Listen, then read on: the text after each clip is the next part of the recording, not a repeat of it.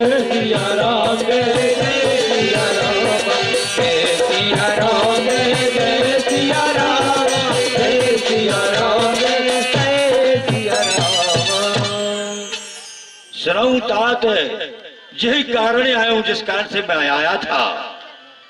वह तो आपका आश्रम देखकर ही मेरा भ्रम जो है दूर हो गया।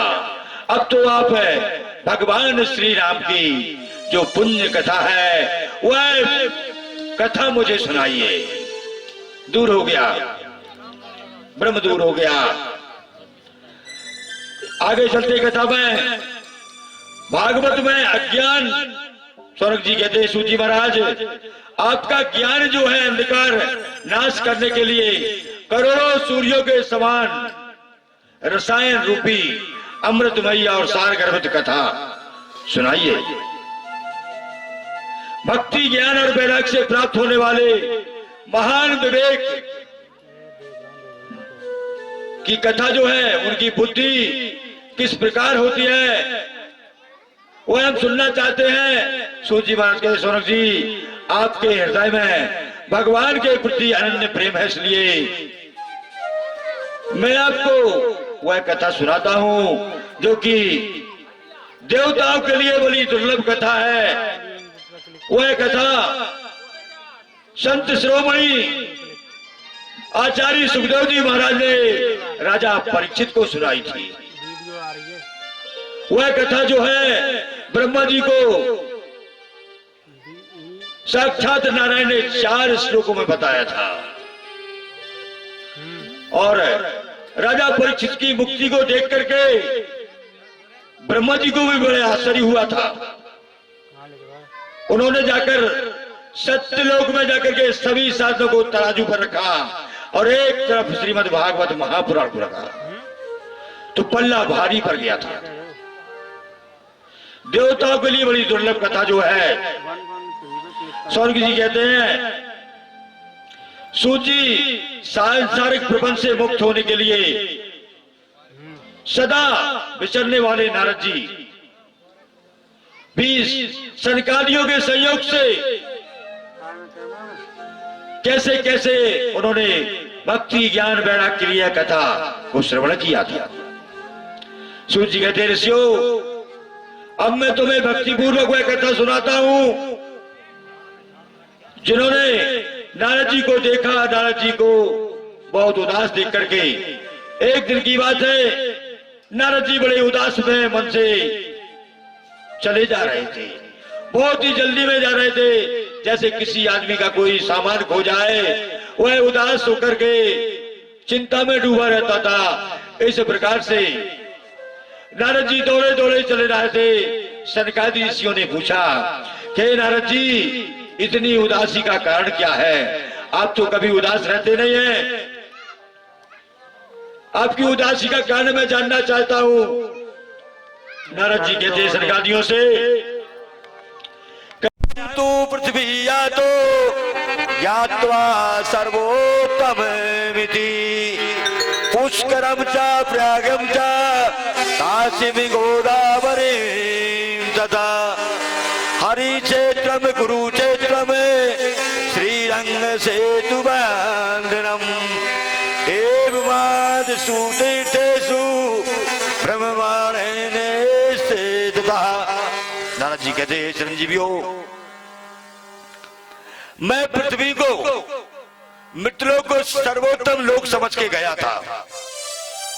सेतु बंध गया, रामेश्वर गया और हरिद्वार गया, नासिक पुष्कर गया, सब जगह देखा कि पूरी तरह से पृथ्वी में लोग मिथ्यावादी हो गए, अपने पेट पालने में लगे हैं। साधु संत ही भागीन हो गए, देखने में बड़े विरक्त लगते हैं। मिथ्यावादी, उपद्रवी, पाखंडी हो गए हैं। अपने सुख सुविधाओं के लिए कुछ भी कर बैठते हैं।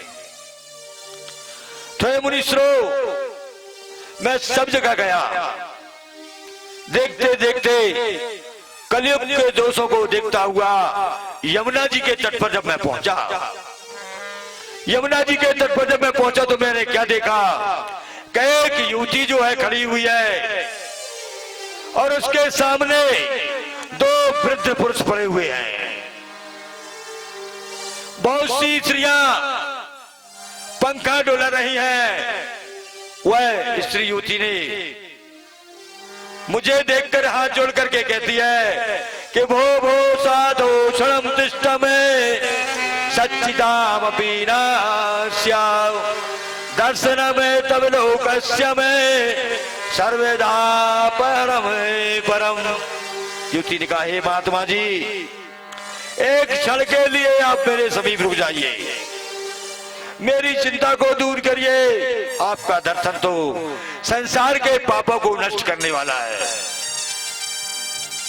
आपके दर्शन से मुझे संतोष मिला है, इसलिए एक क्षण के लिए आप मेरे पास रुक जाइए। जब मनुष्य का बड़ा भाग उदय होता है तब कहीं आपके दर्शन होते हैं हे संत जी। तब नारद जी ने कहा कि देवी तुम कौन हो? वह कहती है कि अहम भक्ति नीति विख्याता इमोते तनयो सदो ज्ञान वैराग्य महान सर्वो काल योग जर जरो। उस युवती कहती है, साधु मेरा नाम भक्ति है और मेरे सामने जो वृद्ध पुरुष पड़े हैं उनका नाम मेरे बेटे हैं, ज्ञान और वैराग्य है। और जो पंखा डुला रही है वह गंगा जमुना त्रिवेणी आदि नदियां हैं। वह कहती है कि आपको देखकर मुझे कुछ शांति मिली है। नारद जी ने पूछा कि अपना वृत्तांत बताओ। वह कहती है कि उत्पन्नाद में वृद्धि कर्नाटके गताओ के वे चिकित के महाराष्ट्र गुर्जरे जीर्णता गतो। हे साधु, मैं द्रविड़ देश में पैदा हुई, कर्नाटक में बड़ी हुई और कहीं कहीं महाराष्ट्र में मुझे बड़ा सम्मान मिला। गुजरात ने इस बुढ़ापे को आकर घेर लिया। भगवान वहां घोर कलयुग के कारण चिरकाल तक अवस्था रहने के कारण भी वह निस्तेज हो गई।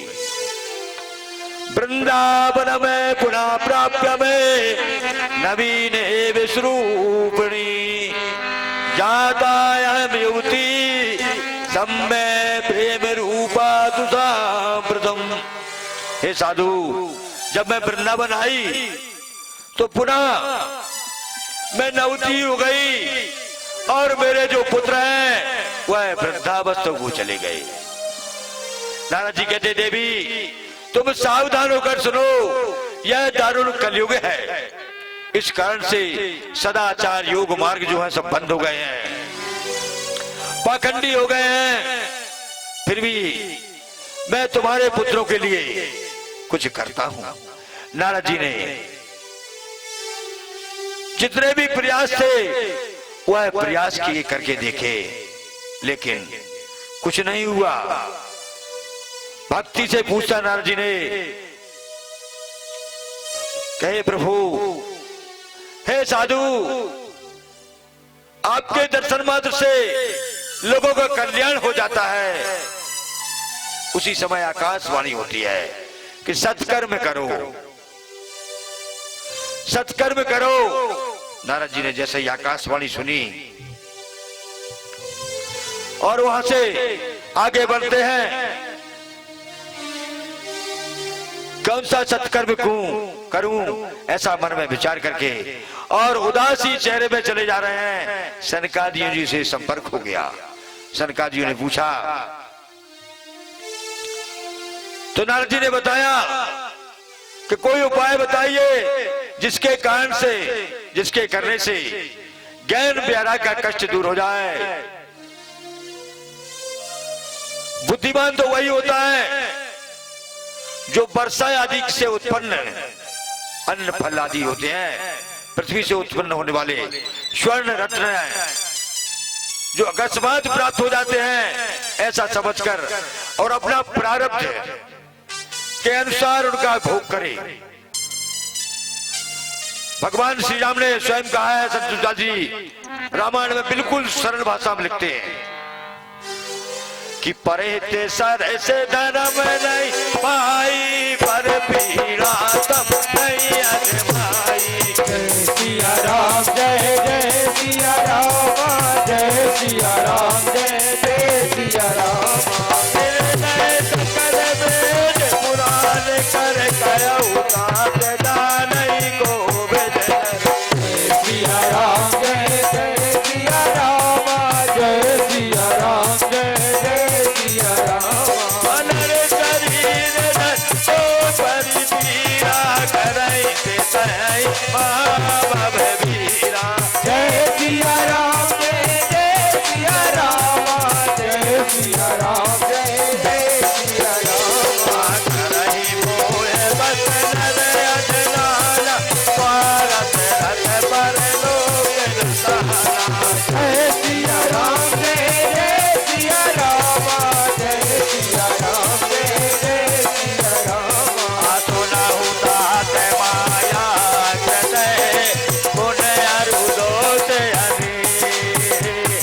सुना हुतात माया कृतय, गुण अरु दोष हरि। गुण है उमर देखै तो अभिषेक किया रामचंद्र जी की जय।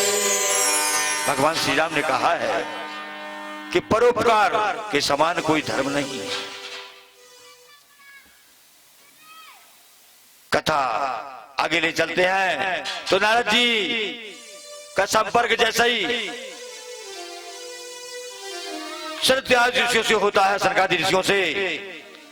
सनकादि ऋषियों ने कहा, नारद, हे नारद जी, तुम श्रीमद् भागवत महापुराण की कथा का श्रवण कराओ। श्रीमद् भागवत महापुराण की कथा का उनको श्रवण कराओ। तब नारद जी की चिंता दूर हुई और वह सोचने लगे कि ज्ञान और वैराग्य को जगाने के लिए मुझे कुछ भी करना पड़े, मैं जरूर करूंगा। भागवत पुराण वेदों के समान ही है।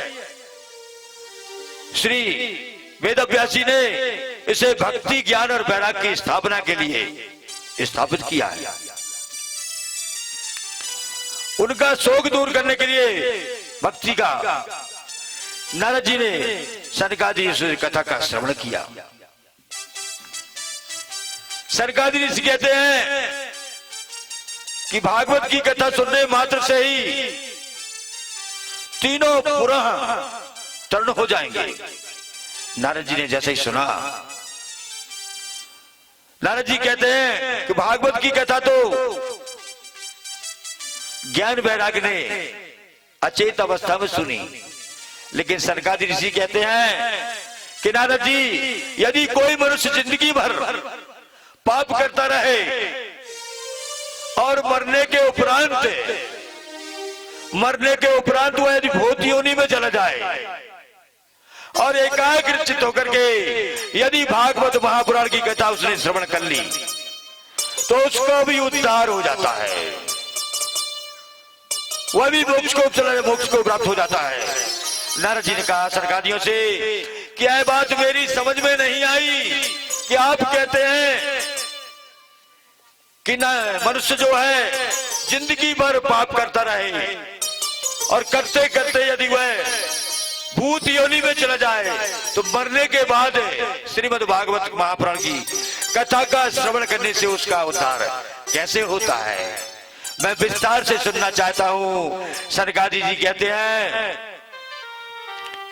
कि एक उत्तम नगर में आत्मदेव नाम के ब्राह्मण रहते थे। बड़े ही कुलीन विद्वान ब्राह्मण, धन की कोई कमी नहीं थी, अपराध धन था, लेकिन संतान नहीं थी, संतानहीन थे। घर में एक तुलसी का वृक्ष लगा था, वह धीरे धीरे सूख गया। एक गौवंती थी घर में जो 7 वर्ष से जनी नहीं थी। धीरे धीरे गांव के लोगों ने आना शुरू कर दिया। मुंह पर तो नहीं कहते थे, लेकिन घुमा फिरा के कहते थे कि ब्राह्मण देव, आपके घर में जो तुलसी है वह क्यों सूख गया? मुंह पे कोई नहीं कहता था कि तुम बांझ हो, तुम्हारे यहां संतान नहीं है, लेकिन घुमा फिरा के कहते थे। एक दिन एक व्यक्ति ने आकर कह दिया कि ब्राह्मण देव, तुम्हारे यहां संतान नहीं है, इसलिए तुम्हारे यहाँ जो वृक्ष लगा है तुलसी का, वह वृक्ष सूख गया और तुम्हारे यहाँ गऊ नहीं जन रही। 7 वर्ष से यही कारण है।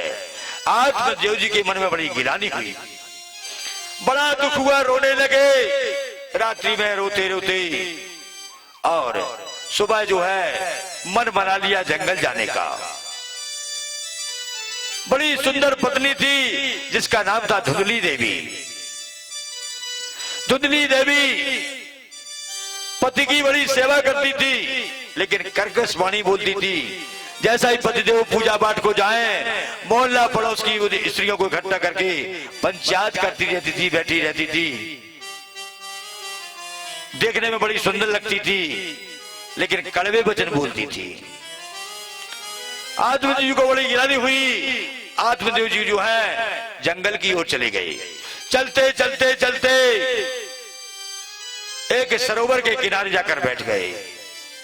इतने में एक संत आया हुआ। संत ने पूछा कि ब्राह्मण देव, उदास क्यों बैठे हो, क्या कारण है?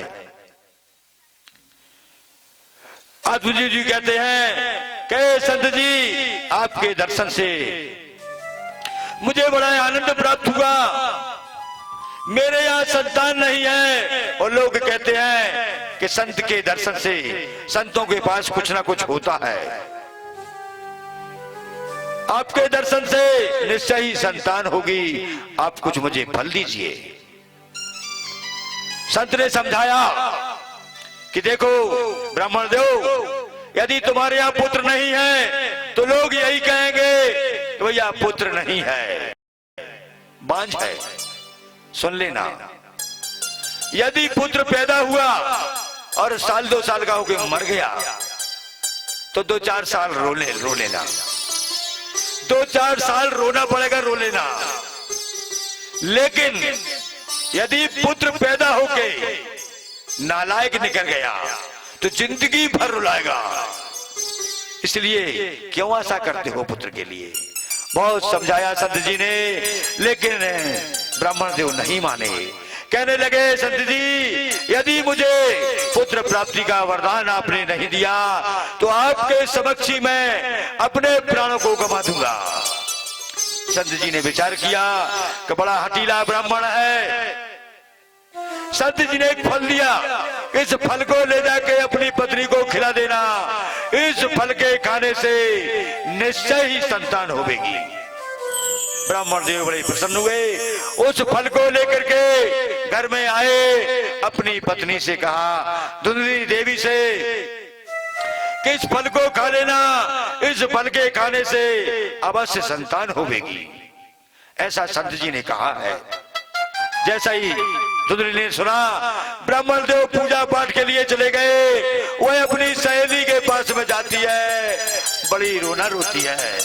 कहती है, देख दीदी, क्या करूं, मेरे स्वामी यह फल लेकर के आए हैं, इस फल के खाने से निश्चय संतान होगी, और मैं इस फल को नहीं खा सकती, क्योंकि यदि फल को खाऊंगी गर्भ ठहर जाएगा, मेरा पेट बढ़ जाएगा, भूख कम लगेगी, धीरे धीरे मैं दुबली हो जाऊंगी, मुझसे प्रसव पीड़ा सहन नहीं होगी, और यदि कहीं गांव में डाका डर पड़ गया तो सब लोग तो भाग जाएंगे, लेकिन मैं भाग भी नहीं पाऊंगी क्योंकि मेरा पेट बड़ा हो जाएगा। ये सारी बातें अपनी सहेली से कहती है।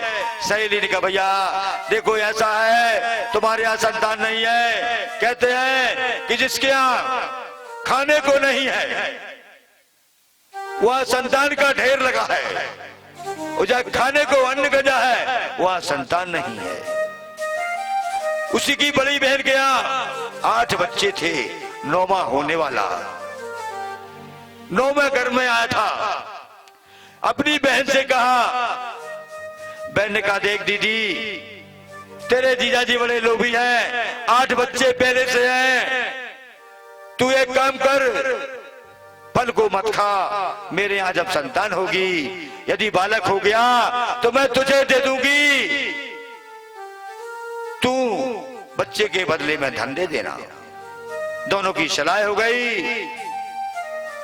विचार किया कि इस फल को किसको खिलाया जाए। कहा अपने यहाँ जो गऊ बंधी है उस गऊ को खिला के देखते हैं कि इस फल के खाने से क्या होता है।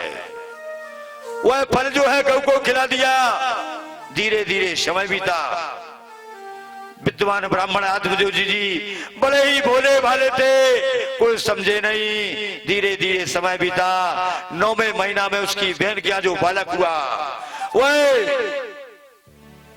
बहन जो बालक लेकर के आ गई और इसको दे दिया बालक। पूरे में प्रचार हो गया कि आत्मदेव जी के यहाँ बच्चा पैदा हुआ है। अब समस्या खड़ी स्तन पान कराने की, दुग्ध पान कराने की समस्या खड़ी हुई। तो धुंधली अपने स्वामी से कहती है कि स्वामी मेरे स्तनों में दूध नहीं है। मेरी बड़ी बहन के यहाँ एक बालक हुआ था, वह मर गया। यदि आप कहें तो मैं उसको बुला लेती हूँ। आत्मजी ने कहा जैसा उचित समझो। बड़ी बहन को बुला लिया और इस स्तनों का पान करा। उसी का बालक था। धीरे धीरे समय बीता। उस गऊ को जो फल खिलाया था, उस गऊ से एक बालक पैदा हुआ। एक बालक पैदा हुआ। उस बालक के जो पूरा शरीर मनुष्य की आकृति का, लेकिन कान जो है गऊ के समान थे। गऊ के समान कान थे। आत्मदेव जी की और बड़ी प्रसन्नता हुई। एक दिन विचार किया कि दोनों बच्चों का नाम रखा जाए। धुंधली देवी से कहा कि दोनों बच्चों का नाम रखना है, इसलिए मेरा नाम है आत्मदेव है, तो मैं अपने पुत्र का नाम परमात्मा देव रखूंगा। परमात्मा देव रखूंगा। धुंधली ने कहा नहीं, मैंने उसको 9 महीने गर्भ में रखा है, उसका नाम मैं अपने नाम से मिलता जुलता रखूंगी, धुंधकारी रखूंगी। उसका नाम धुंधकारी रख दिया। और जो गौ से पैदा हुआ था उसका नाम गौकर्ण रख दिया। दोनों बालक स्कूल पढ़ने जाने लगे। धीरे धीरे समय बीता। धुंधकारी बड़ा उत्पाती निकला, बड़ा उदम मचाने लगा। गौकर्ण जी संस्कृत पाठशाला पढ़ने चले गए। पढ़ करके आए। जब बच्चा चिरंगा खेलना शुरू कर दे, अपना बालक चिरंगा शुरू करना खेलना शुरू करे, समझ लो बिगड़ने वाला है। उसी समय अंकुश लगाओ। धुंधकारी बहुत उदम मचाने लगा, ताश खेलने लगा, धीरे धीरे दारू पीने लगा, मदरा पान करने लगा, मांस खाने लगा।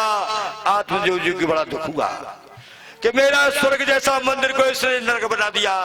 आत्मजी रोने लगे, बहुत रो रहे थे। इतने में गौकर्ण जी आए। गौकर्ण जी ने समझाया कि पिताजी क्यों रोते हो? संसार में किसी का कोई नहीं है, न किसी का बाप, न किसी का बालक, न किसी की स्त्री, कुछ नहीं है, झूठा संसार है।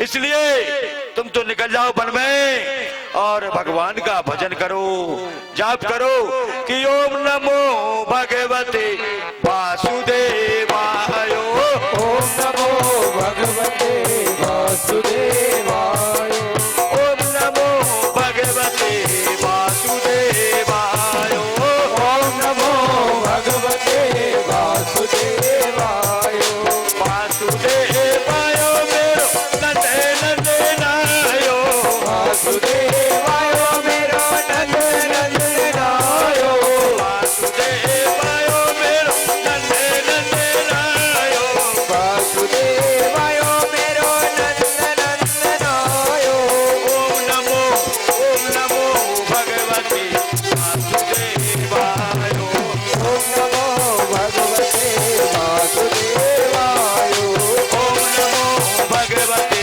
वासुदेवाय। ओम नमो भगवते वासुदेवाय।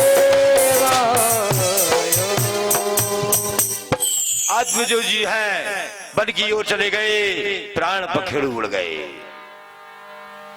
चले गए जाप करते करते, भगवान का जाप करते करते, और उनके प्राण पखेर उड़ गए। यहाँ धुंधकारी ने और उत्पात बचाया, माँ को मारने पीटने लगा। एक दिन माँ को इतना मारा कि रात में कुआं में गिरकर वह आत्महत्या कर ली। अब धुंधकारी अकेला बचा। गौकर्ण जी तीर्थ यात्रा के लिए चले गए। 5 वैश्याओं को घर में ले आया। 5 वैश्याओं को रख लिया धुंधकारी ने। धीरे धीरे समय बीता, धन खत्म होने लगा। एक दिन वैश्याओं ने रुपयों की मांग की। वह गया राजा के यहाँ डाका डालने के लिए। डाका डाल के बहुत सारा धन लेकर के आ गया।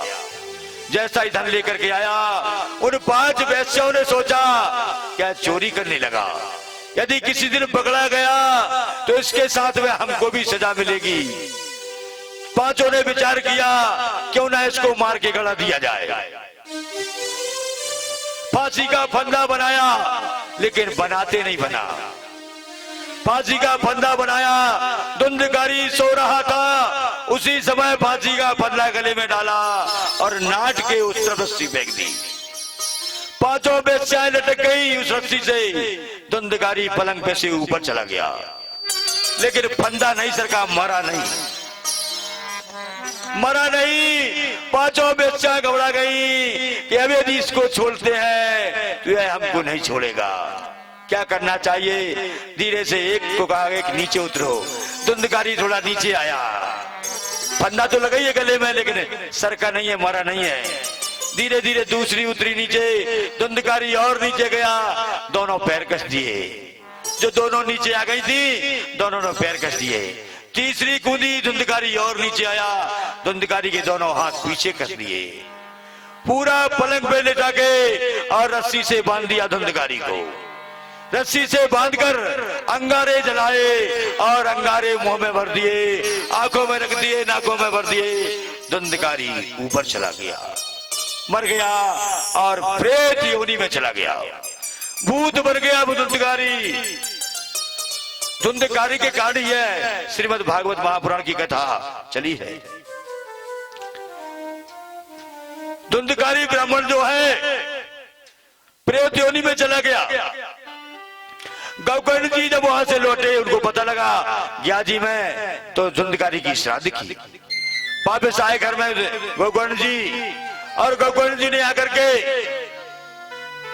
जैसे ही आंगन में स्वयं के घर में विश्राम की सोची, उसी समय एक छाया रूपी भूत छाया खड़ी हो गई। कभी कुत्ता बन जाए, कभी बैल बन जाए, कभी हाथी बन जाए, और धुंधकारी वो इस प्रकार की हरकतें करे। गौकर्ण जी ने पूछा कि भैया तुम कौन हो। वह कहता है मैं तुम्हारा भाई धुंधकारी हूं। पूरी कथा का वृतांत बताया। गौकर्ण जी कहते तेरे लिए मैंने श्राद्ध की थी। वह कहता है मैंने एक आध पाप नहीं किए, अनेकों पाप किए हैं। एक आध श्राद्ध से मेरा क्या होता है, कह दिया। गौकर्ण जी ने कहा भैया अभी सो जाओ, सुबह मैं तुम्हारे लिए कोई व्यवस्था बनाऊंगा। सुबह हुआ, गौकर्ण जी ने सभी से पूछा, ऋषियों से, मुनियों से, कि मेरा भाई प्रेत योनि में पड़ा है, उसके लिए क्या करूं। किसी ने कुछ नहीं बताया। सूर्य भगवान के घोड़ों के रथ के घोड़ों के सामने खड़े हो जाते हैं।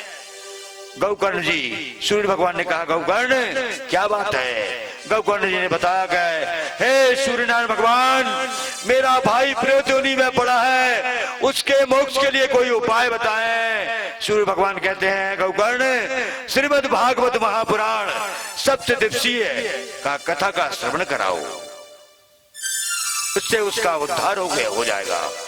गौकर्ण जी ने वही किया और उसे धुंधकारी से कहा भैया मैं तुम्हारे निमित्त श्रीमद् भागवत महापुराण की कथा कहता हूँ, इसको तुम एकाग्रचित होकर के सुनो। वह कहता है मैं प्रेत हूँ, कैसे सुनूंगा, कथा को कैसे श्रवण करूंगा। गौकर्ण जी भैया तुम्हारी व्यवस्था तुम जानो। उसी समय कथा जैसे ही प्रारंभ हुई, वह धुंधकारी जो है व्यास मंच के ठीक सामने दाहिने हाथ पर एक बांस का भिड़ा लगा हुआ था। उसमें एक बांस में नीचे से छिद्र था। वह प्रेत जो है वायु बनकर, हवा बनकर उसमें बैठ गया। प्रथम दिन की कथा सुनी, एक ग्रंथि फट गई।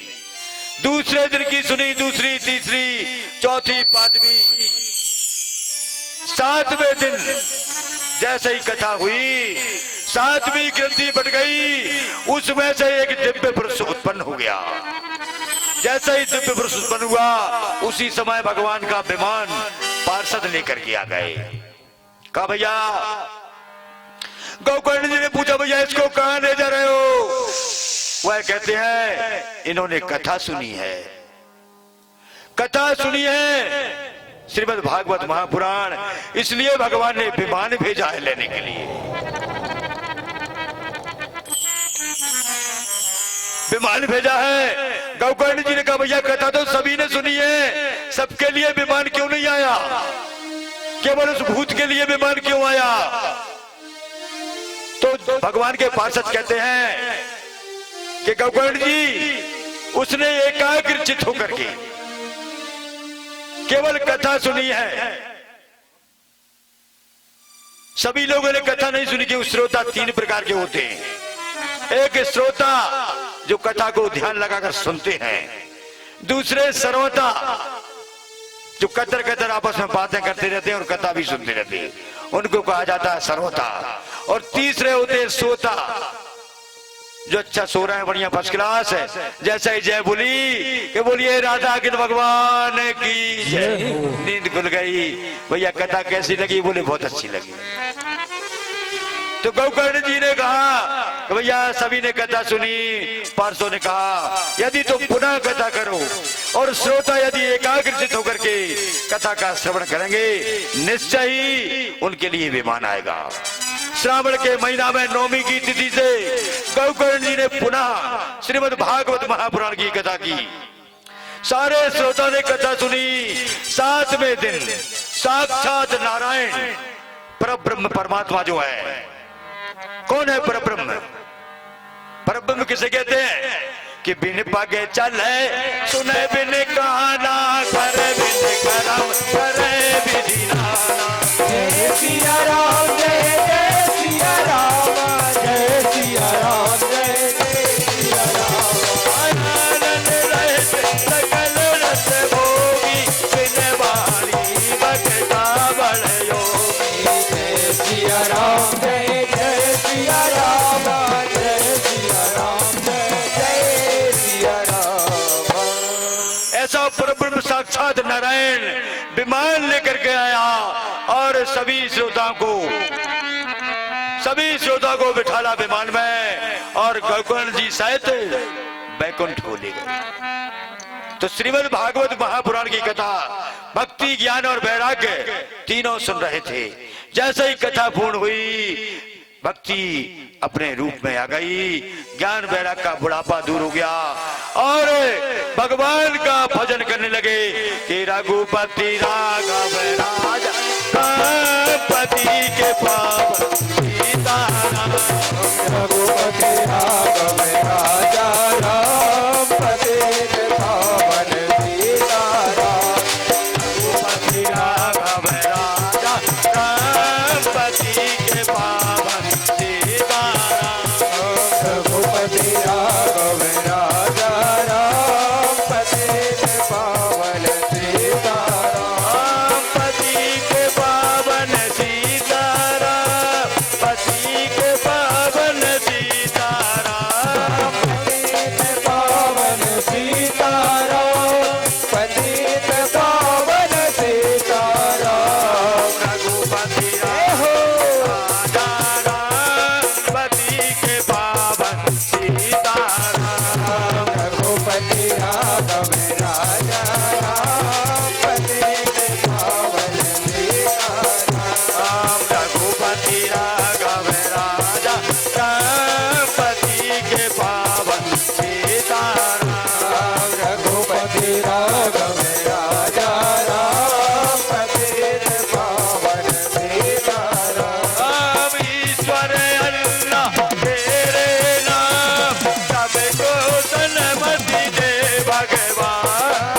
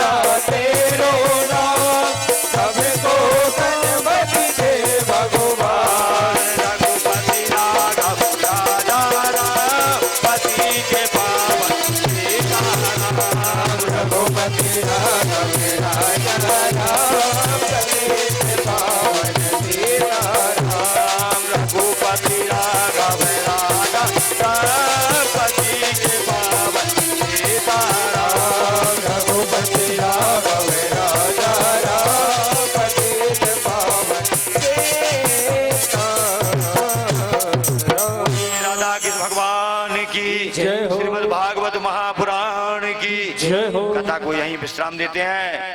कल ठीक 2 बजे से कथा प्रारंभ होगी। सभी से मेरा निवेदन है, सभी लोग आए, अपने इष्ट मित्रों को लाएं, रिश्तेदारों को लाएं और भगवान की अमृतमयी कथा का रसपान कराएं। अभी 8 बजे भगवान को भोग लगेगा एवं आरती होगी। अभी भगवान की आरती अभी हो रही है भागवत जी की। उसके बाद ठीक रात्रि 8 बजे प्रतिदिन भव्य आरती होगी। सभी से मेरा निवेदन है, ग्राम वासियों से, क्षेत्र वासियों से, इष्ट मित्रों से, कि सभी लोग भगवान को भोग लगाने के लिए माखन, मिश्री, दूध, मलाई जो खिलाना चाहें वह लाकर खिलाएं 8 बजे और भोग लगाएं, आरती करें। अभी सभी लोग खड़े हो जाएं भागवत जी की आरती के लिए। श्री बाके बिहारी तेरी आरती गाऊं, श्री बाके बिहारी तेरी आरती गाऊं, आरती गाऊं प्यारे आपको मनाऊं, आरती गाऊं प्यारे आपको मनाऊं, आपको मनाऊं तेरा दर्शन पाऊं, आपको मनाऊं तेरा दर्शन पाऊं। बाके बिहारी तेरी आरती गाऊं, बाके बिहारी तेरी आरती गाऊं, मोरे मुकुट तेरे शीश पे सोहे, मोरे मुकुट तेरे शीश पे सोहे, प्यारी बनती मेरा मन मोहे, प्यारी बनती मेरो मन मोहे। देख छवि बलिहारी मैं जाऊं, देख छवि बलिहारी में जाऊं, बाके बिहारी तेरी आरती गाऊं, बाके बिहारी तेरी आरती गाऊं। चरणों से निकली है गंगा प्यारी, चरणों से निकली है गंगा प्यारी, जिसने सारी दुनिया तारी, जिसने सारी दुनिया तारी। उन चरणों में शीश नवाऊं, उन चरणों में शीश नवाऊं, बाके बिहारी तेरी आरती गाऊं, बाके बिहारी तेरी आरती गाऊं, माखन मिश्री का भोग लगाऊं, माखन मिश्री का भोग लगाऊं, चंदन के पलना मैं रोज झुलाऊं, चंदन के पलना मैं रोज झुलाऊं, दूध दही रोज के खिलाऊं, दूध दही रोजे रोजे के खिलाऊं, बाके बिहारी तेरी आरती गाऊं, बाके बिहारी तेरी आरती गाऊं, भक्त जनों के नाथ आप हो, भक्त जनों के नाथ आप हो, सुख दुख जीवन प्यारे साथ आप हो, सुख दुख जीवन प्यारे साथ आप हो। तेरे दरबार में ज्योति जलाऊं, तेरे दरबार में ज्योति जलाऊं, बाके बिहारी तेरी आरती गाऊं, श्री बाके बिहारी तेरी आरती गाओ। श्री हरिदास के प्यारे तुम्हें हो, श्री हरिदास के प्यारे तुम हो, मेरे मोहन जीवन धन हो, मेरे मोहन जीवन धन हो, एक अबुल छवि भली भली जाओ, एक बलि बलि जाओ, कृष्ण कन्हैया तेरी आरती गाओ, कन्हैया तेरी आरती गाऊं, हे बजरंगी तेरी आरती गाऊं, हे बजरंगी मेरी आरती गाओ, हे भोले बाबा तेरी आरती उतारूं, हे भोले बाबा तेरी आरती गाओ, तुलसी मैया तेरी आरती गाऊं, तुलसी मैया तेरी आरती गाओ, नव दुर्गा जी की आरती उतारूं, नव दुर्गा जी की आरती उतारो, रे बाबा मैया तेरी आरती गाऊं, हे बाबा तेरी आरती गाओ, तेरा भेड़ापति मैया तेरी आरती गाओ, ओ भेड़ापति मैया तेरी आरती गाओ, भेड़ापति मैया तेरी आरती गाओ, ओ भेड़ापति मैया तेरी आरती गाओ, आरती गाओ मैया आपको मनाओ, ओ आरती गाओ मैया आपको मनाओ, आपको मनाऊं तेरा दर्शन पाऊं, ओ आपको मनाओ तेरा दर्शन पाओ, भेड़ापति मैया तेरी आरती गाओ, ओ भेड़ापति मैया तेरी आरती गाओ, आगे बिहारी तेरी आरती गाओ, श्री बाके बिहारी तेरी आरती गाओ, कर्पूर गौरव गौरव करुणावतारम संसार तारम भुज के प्रहारम सदा वसंतम हृदयान वेदे अभय भवानी शतम नमामि वंदार माला कुशाल कारे कपाल माला जपसे कराते दिगंबराय दिगंबराय नमः शिवाय नमः शिवाय तुमेव माता पिता तुमेव बंधु च सखा तुमेव विद्या सर्वं तुमेव सर्वं देव देव गुरुर्ब्रह्मा गुरुर्विष्णु गुरुर्देवो महेश्वरा गुरुर्साक्षात् परब्रह्म तस्मै श्री गुरुवे नमः तस्मै श्री गुरुवे नमः हरे राम राम राम हरे हरे हरे कृष्णा कृष्णा हरे हरे राम राम हरे हरे कृष्णा कृष्णा हरे हरे कृष्णा कृष्णा हरे हरे कृष्णा कृष्णा हरे हरे। बोलिए राधा कृष्ण भगवान की जय हो। श्रीमद् भागवत महापुराण की जय हो। हाथ जोड़ना सभी लोग भगवान से प्रार्थना करें कि पूजा हम नहीं जानते ना जाने प्रभु ध्यान और पुष्प हमारे स्वीकार करो सदा करो कल्याण मंत्रहीनम क्रियाहीनम भक्तिहीनम सुरेश्वरा यद पूजम मयम देवा क्षमम मम परमेश्वरा आभायनम न जानामि विसर्जनम पूजा जब न जानामि क्षमतम परमेश्वरा। हे जगत पिता पूजा की विधि जानते ढंग नहीं जानते आपकी पूजन में हमें ग्राम वासियों से क्षेत्र वासियों से परिवार वालों से